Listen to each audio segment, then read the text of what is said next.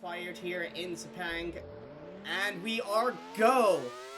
It's a solid launch for Martin McFry, who leads from Nicola. We've got one of the Scorpios looking up the inside. It's Anu Vozu with a big dive up the inside, and she's looking to take over second place.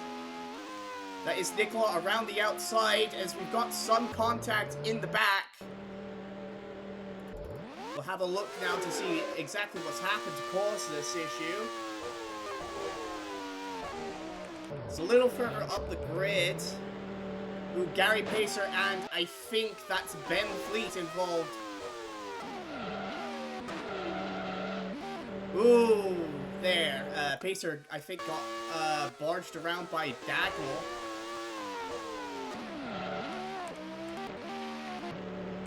Looks like Taki got into the back of Ben Fleet, and that caused a bit of a stack up. Cosma here, getting in the slipstream of Vozu, as we've got De Bok taking a look to the inside of Yoncher for 5th place. Easy move for the Belgian as he takes over 5th. Saitunu Deleta up to 16th as well, though she's got a lot of pressure here from Katie May, as we also see up ahead, Amani Burrell's gotten around Aurora Summers, and May completes the move on Deleta. We've got Ben Fleet into the pits, and De Bok now also attacking Vozu, so Vozu's lost 2 positions here because Cosma has just gotten by her, and now as well De Bok. And Fleet is off! Again! Is there more issues for Ben Fleet?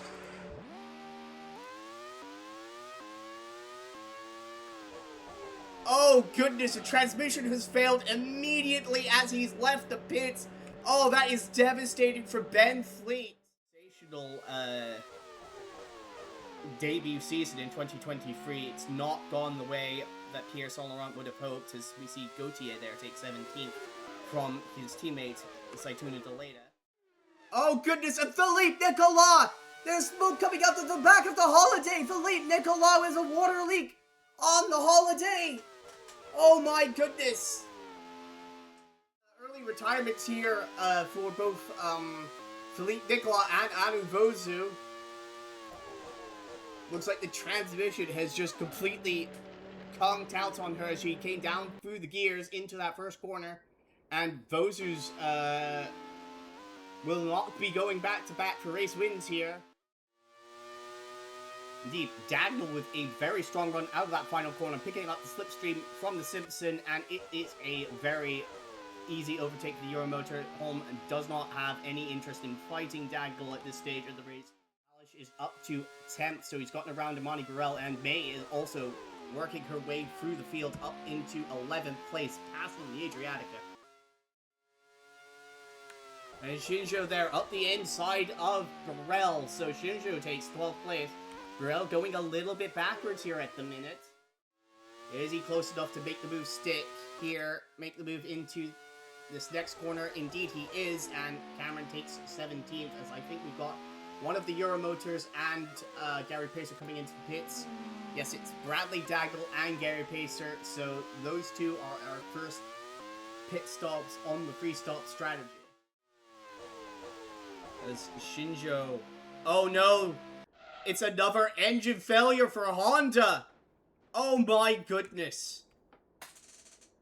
And Shinjo and Mecha, their nightmare season continues. It's so... The new Honda W12 engine program has been nothing but disastrous for Mecha this season. Indeed, it's Yael De Bok into the pits, so Yael De Bok, in fact, on the free stop strategy here. As Fuwed is exiting the pits, but this could be an opportunity to do something a bit different than the 2 cars ahead of him. It's going to take quite a aggressive remainder of the race for De Bok to make the strategy work, but if anybody has the pace to do it, it could well be Yael De Bok.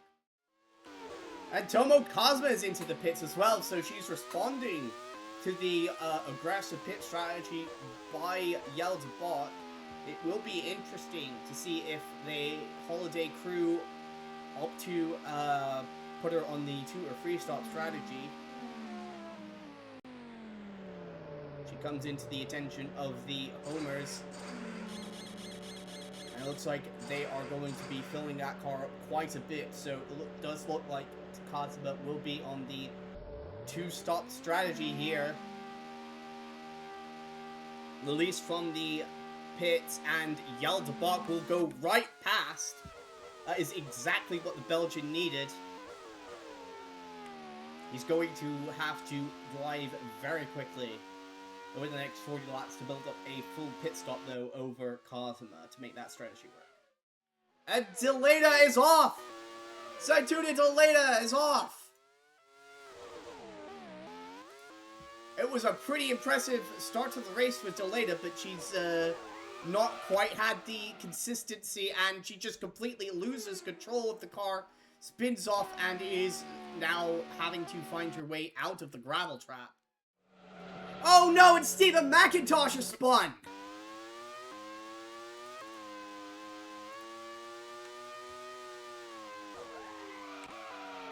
Ooh, just lost control on the,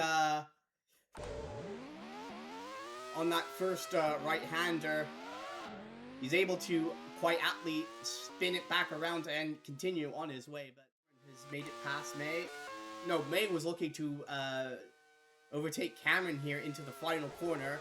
Certainly no team orders at Jones, as but May has a bit of a lockup, and Cameron holds on to the position for now. May here having another look at her teammates. Again, no team orders here at Jones. And this time I think May manages to make moves stick. Oh goodness. And now her transmission has failed. So this, a race that held quite a bit of promise for the Somalian, has ended in tears. Martin McFly making his way into the pits. De Bock has taken about 4 seconds out of McFly's lead since I last checked. Saint Laurent coming here. Oh, and McFly's had to lift a little bit there as Saint Laurent made his way into the pits. We've also got Yamamoto in the pits as well.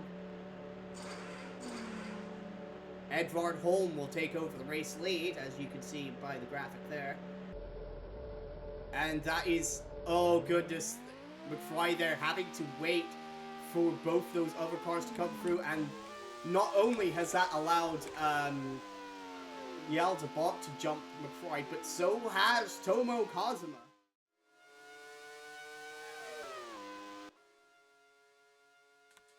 De Bock here up the inside of Edvard Holm, who immediately goes into the pits. I think that threw De Bock off a little bit. He had to be a little bit tentative into that final corner, not certain what the championship leader was up to at that moment in time. Ensures he has an excellent slipstream right on the tail of that Euromotor. Can he go late enough on the brakes? He can, and Edvard Holm will take 5th place. Perhaps more importantly, there was a battle for 2nd place that I was not aware of, as McFry's run down the gap between himself and Tomo Kazuma and has retaken the position from Kazuma. Oh goodness, a car has fallen off the track. This has certainly not been Kara's best track, and he's lost it in much the same way as Deleta. He did just manage to catch the car, but damaged the front wing going over the grass. Is Yaldebak coming into the pits? De Bock remaining on target currently for his strategy to work. The gap between himself and McFry was 10.5 seconds at the end of the previous lap. McFry races back through to retake the lead. Ooh, would have hoped to have been a little bit closer. Oh goodness! And Nathaniel Cameron has spun! Well, that's ideal for... Oh goodness! That is ideal for Yaldebak. That is not ideal for Nathaniel Cameron. Ooh, just got on the throttle a bit too soon. Trying to drive back onto the track and almost spears into the side of Edvard Holm. That was a very close call for our championship leader. Tomo Cosway coming into the pits with a loose wheel. That is, that is probably her bid for the race win done, but the Holiday crew should be able to get that fixed pretty quickly, and the Homers will get her fitted with forward fresh tires. They are not refueling the car, so this is effectively now a free stop strategy for Kazuma. A bit of clean air to work with. Oh, very aggressive. Looking around the outside of the checkmate is Yelda. He's gonna make it work though. My goodness. Oh no, and Tomo Cosway has spun off. And her race goes from bad to worse. Oh, and oh my goodness. She parked it right on the exit of that corner. That is really dangerous place to park the car. Fortunately, McFry there and all these other cars are at least aware enough to... why did she go over into the grass? McFry is making his final pit stop of the race, so Martin McFry into the pits on lap 39 here. It's Gary Pacer! Oh no, Gary Pacer. While his teammate is fighting for the race win, Pacer lazily spins off into the gravel here. Now flying into the pit lane, aggressively attacking the pit entry. He's got a 14-second advantage over Martin McFry.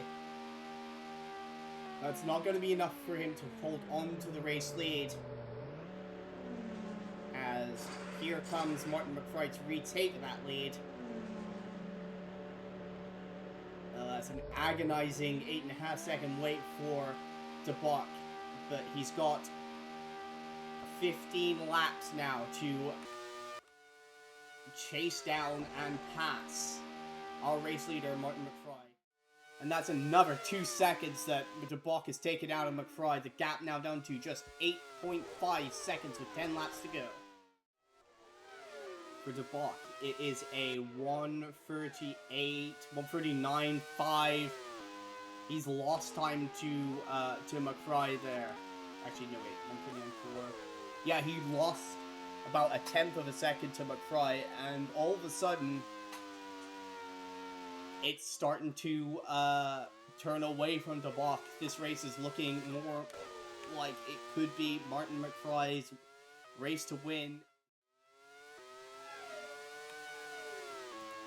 It has been quite low attrition. We still got 19 cars running here, so definitely seems a lot of the ARWS teams have toned down. Oh goodness, that is Martin McFry! Martin McFry is out with a suspension failure. Yelda takes the race lead. Oh my goodness, that is devastating for Martin McFry! Gary Pacer's now out. Oh goodness. They're starting to drop like flies now. It's an engine failure for Cascadia, and they're gonna have to hope that there isn't a similar issue on the box car, because he's got a 17.5 second lead over Yoncher. Did not earn this race win. Amani Burrell is out. Oh goodness. It was a solid drive for Burrell in this race, but just short of the finish. And sensationally, we now got Aurora Summers up in 11th place in a fairly limited attrition race.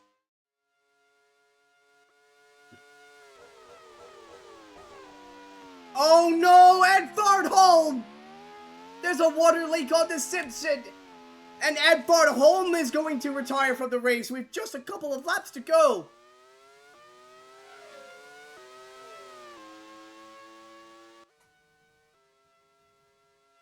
Oh, that is going to be devastating for the Dane, who looked like he was going to have a solid damage limitation kind of race.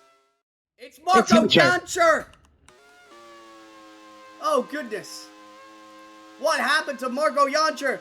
His engine failed on the final lap of the race. Oh shit.